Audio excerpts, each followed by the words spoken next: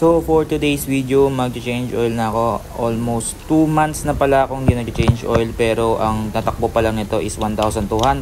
Kaya ngayon ko pa lang papalitan. Dapat papaabutin ko ng 1,500 kaso nga masyado nang matagal yung 2 buwan. So ganito ang pagtanggal niya guys. Ito, ini-impact ko lang pagpaluwag. Pag pasikip di ko na ini-impact kasi baka masira yung thread. Sobrang onti lang ng paghigpit ko dito gamit yung wrench. Ito ang ginagamit ko, meron akong panukat. So susukatin natin ngayon kung nagbawas si Petron Sprint 40 after 1,200 tapos 2 months na gamit. So binuksan ko muna yung sa takip, tapos ito 1,231, pinapatulo ko muna yung langis, tapos binuksan ko yung airbox para i-check kung may langis nga doon, at yun meron nga, pero onti lang naman, di naman siya umaapaw. Tapos ito na nga 800 ml, so nagbawas siya ng 100 ml, pero okay lang sa akin. Tapos sa gear oil naman, lagyan natin ng dahon para hindi tumamasamag habang tumutulo yung oil. So 12 mm lang dito para maluwagan. Tapos yan, luwagan nyo na, patuluin nyo. Pansinin nyo mahina yung tulo kasi nakasara, buksan nyo yan. Tapos ito gagamitin ko RS8 na 120 ml pero 100 liters lang sa Aerox V2.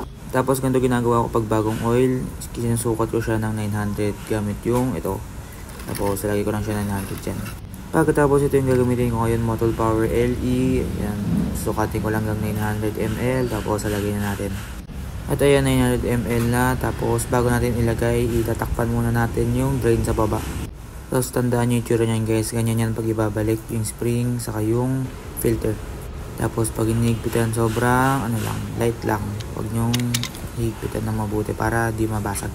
Tapos ito nalagay natin yung engine oil. Ito yung embudo. Tapos yun, lagay natin. Sa gear oil naman guys, since wala akong panukat, nagbabawas lang ako ng onte. Natansya ko lang, tapos yun, nalagay ko na. Pagtapos na yung lahat, lalagay ko na yung cap nito, saka yung cap nung sa gear oil.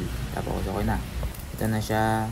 Sa mga di pa nakakaalam paano mag-reset, pipindutin nyo lang itong, dapat naka sa oil siya, pipindutin nyo ito ng matagal, yung selector. Tapos magbi-blink siya. Pag nag-blink na siya, pipindutin nyo ulit ng matagal hanggang mag-0. Yan, pipindutin nyo ulit ng matagal, tapos 0 na. Yan, reset na siya. Pagkatapos sound check, pagka-open, pagkatapos check siya. Tapos na, yay! Follow po